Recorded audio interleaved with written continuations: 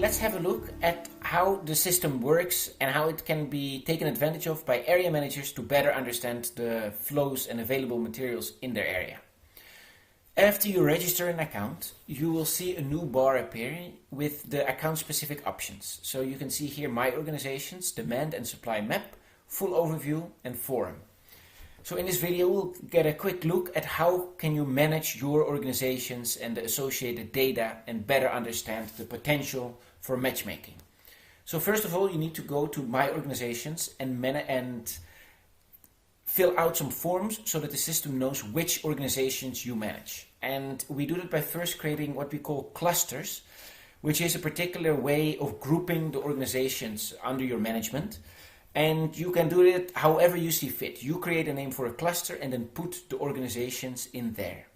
So you could create a cluster based on geography, and you could say a cluster that links to the particular sector or suburb within your area. Or you could do it by type. So separate out the paper companies from the car dealerships, for instance. You really can do this however you see fit. And if you don't see any need to group your organizations, just call this main group or main cluster and put them all in the same one. It's really all up to you. So let's say in my case I have sector A and sector B. So after I add them, you can see that I have now the option to add organizations to each of these sectors. And when I click this link, it asks you a couple questions about this organization. So let's say we have a paper company in here. We can upload a logo, add a description of what this company does. This is all internal, it's not displayed anywhere. You can manage details about the employees, then upload or enter the address. So let's say in this case, this is a company in Brussels. And we select it here. After you select the address, the system will automatically pull in the GPS coordinates. If for any reason you'd like to enter them yourself, you can just go to the fields and edit them there. You select what kind of company this is, and you can enter an email and a website if you want to. Now, after we save this, the system will create a record for this particular company, and that record has a couple of options. And we'll get to that in a second, just so you know that you can also go back to the overview. And now you can see in cluster A I have one company, and I can add another one and keep doing that until I have all my companies added there. Now for this example, we'll just look at this particular company, and we're going to add some information around the materials that are available or needed in this company. So as I go to the different tabs, you can see first of all the edit option here is a fairly simple edit field that just allows us to change the details we just entered. The key components that you'll use more often are the tabs that follow. So that's resources, space and technology. These are the options to enter what is needed or what is available for this company in those categories. So let's say this particular company has cardboard available. So under resources, there's nothing in here yet, but I would like to register that this company has that available. So I simply go to add a new entry. And as I do that, you can see I have a couple of options to find what I need. I can go to all materials and then browse the list or search here, or I can simply browse by type. In this case, I said we have cardboard, so that is under paper. And you can see here in cardboard, I can either log a supply, which means this company has that available for others to use, or it wants it, so I can log a demand. So in this case, let's say I log a supply, and the company has available 500 kilos of cardboard every month. And they tell you, listen, we have it available every month, but we would like that to be picked up in the last week of the month. So for the month of June, I will add that it is available 500 kilos from this date to this date. You can add a description to describe it a bit more, and you can add a photo if they provide you with a photo, or you made one. So after I save it, this then gets added to the list of resources that are in this case supplied by this company.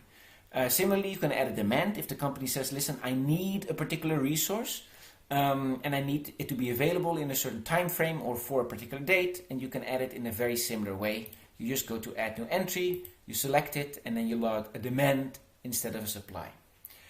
Now, what you can also do is, in addition to managing these resources, you can manage space by saying, listen, this company has available surplus space for a certain time of the year or time of the month, or it needs space.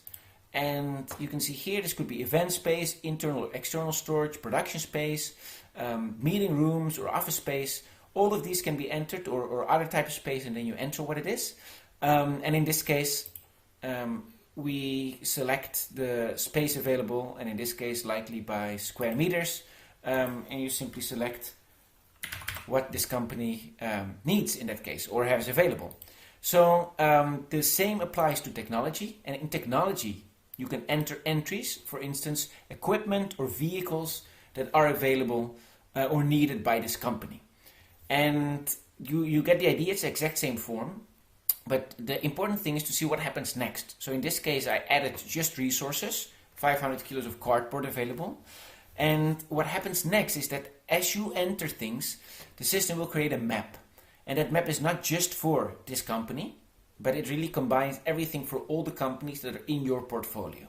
So if I go there now, you can see that this creates a map, and that's a very simple map because I only added one item. But it shows a dot here. And if I click on there, I can see that it has the details of what this company had available. Now, I will show you in another map I made how it looks if you have more information in there. So here we can see a company or an account that has more added to it. You can see there's a number of companies spread throughout, with the core happening here. And if I were to zoom in more, you can really see that a number of things are available or needed within this area. And I can filter by type of layer. So that tells me what kind of products are we looking at. So let's say I want to filter just for Windows, and I can see these are available. And it, as you can see by color, it tells you some are available, some are needed, demand and supply. I can also filter by to see one or the other. And this, as you can see, it really allows me to quickly see how can I do a matchmaking effort within my area. And if we zoom out a bit, you can also see, okay, something else needed there, maybe it can supply here. And if there are other things in the area, it really allows for this very quick and easy understanding in terms of spatial elements, how to match things. And by of course, searching for particular types, you can really see on a per product or per waste flow or resource need type what can be done where. And in addition to seeing that on the map and being able to click it, you can also scroll down. And as you scroll down, you'll see the full list of what is currently met within the filter requirements that I indicated at the top. So this is really the full extent of the matchmaking tool. If we go back to our single unit, if I were to click on there, I can also view more details. And there is really sort of the record for this particular item to see who is offering and what is it that they're offering. And of course, then if you are interested in making a match, it really all depends on your own workflow. Do you contact them? Do you call them? Or how do you try to engineer that? That is fully up to you. What we provide is a tool that allows you to do that matchmaking process. The other page here, the full overview, lists everything in one single page and allows you to search through it. But it does that, of course, right now in a limited way, as I only entered one entry. But you likely get the idea. And lastly, in the forum, you can chat with other people and with us about your experiences and ideas of how to manage data and how we can best help you. So we look forward to you trying it and also to your feedback on our system.